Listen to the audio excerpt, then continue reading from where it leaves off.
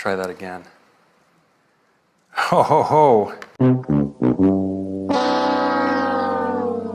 So you just watched the Apple keynote, the iPhone 10, the iPhone 8, and so on. Very exciting. Everyone was pumped. It was your usual Apple love fest. Now, there were a couple of developments during this keynote regarding the release date of the iPhone 10, which looks to be delayed from the iPhone 8. But I think some of that has to do with software, and more specifically, this face unlock feature. I missed this moment. The face unlock demo went wrong. Of course, afterwards on my Twitter, everyone was hitting me up. Blue, did you see the demo? The stock price of Apple, it dropped because the demo failed. It was a failure. I've been skeptical of the face unlock in general for a while. Apple claims to be going a different route. So let's go ahead. Let's see how they're describing their face unlock, and then we'll see the failure. Your iPhone is locked until you look at it and it recognizes you. Nothing has ever been simpler, more natural, and effortless. Okay, here's my first issue right here. It's like simple and natural and effortless.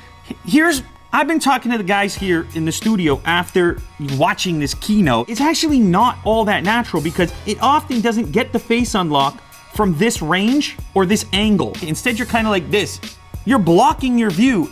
To me, it's not that natural. So they've got way more sensors up here in the section, the only cutout along the bezel of the iPhone 10, including an infrared camera, a flood illuminator, a front camera, and a dot projector. Now, they're saying this flood illuminator allows for this function to work even in the dark, projecting light onto your face, illuminating it enough so the recognition can take place. It projects the dots onto the face, and then the infrared camera picks those dots up. A software analysis using neural networks to detect if that's the face that was originally registered. It's being measured in a three-dimensional sense and cannot be fooled by a picture or something like this. This information will not be transmitted to the cloud. Instead, apparently, everything will happen locally in your device. In our phones is an A11 Bionic chip with a built-in neural engine to process face recognition. Okay, so this is where that bionic term comes from with the A11 chip. This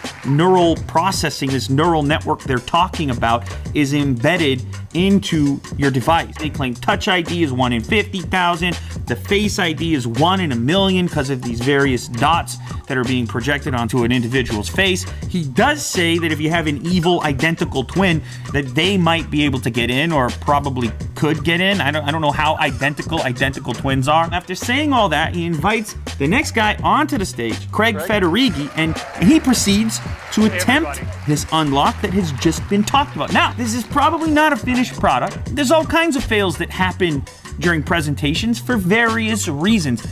But in this particular case, I was already skeptical. Apple, they're not famous for fails on stage, but of course, the internet reacted, the stock market reacted, so let's check out this moment. So let's take a look.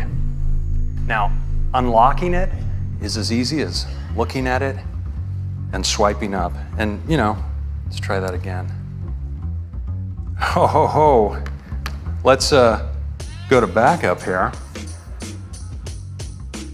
and get right in. Okay, so there's this two-stage system where you look at the device and then you also swipe up in order to unlock it. It's not like on the Galaxy S8 where you hold it up and that's it. It unlocks one stage. It has two elements. And what happens on the first device that he holds up here, it doesn't function. He does the swipe portion and it asks him for a passcode. This is going to be the fear of many people adopting this new technology. It might not have been apparent to you immediately, but after the initial face unlock fail, Craig, he reaches up and he kind of wipes his face like this. Now, first I thought it was just some kind of nervous reaction, but I gave it a little more thought and I realized he obviously knows more than we do. He's been involved in the development of this feature in this device. So is it possible that this feature is being broken in some cases by substance on the skin? If it's a little bit oily, or maybe there's some sweat on there. Maybe if somebody uses a lotion, who knows? A reflective aspect to having some shine on the skin, which might mess up the Face ID feature. And it seemed like he was aware of it. You might build in the habit of just using the passcode all over again like you have on previous devices. This thing needs to be bang on if it's going to have widespread adoption. Ho, ho, ho. I don't think it requires a major overreaction, and I definitely don't think that the product is a failure because of it, but you know that it's not ideal for Apple. They would have loved for that first demonstration to go the way that they expected, which was to unlock the device immediately. Ho, ho, ho. But judging from the feedback I've gotten, a number of tweets, comments, people talking in the live stream about it, it's obviously important to people, so I felt the need to just do a quick breakdown to show you that Face ID fail, and you can make of it what you will. Let me know down in the comments, will this stop you from investing in the iPhone 10? Are you a little bit nervous about this face system? Are you okay with going back to a traditional passcode, or is Touch ID just too important to you, or a fingerprint unlock in general? Thanks for watching, guys, and if you're interested in more iPhone 8 or iPhone 10 content, I will have those devices here on the channel as soon as possible, so make sure to subscribe so you don't miss any of that.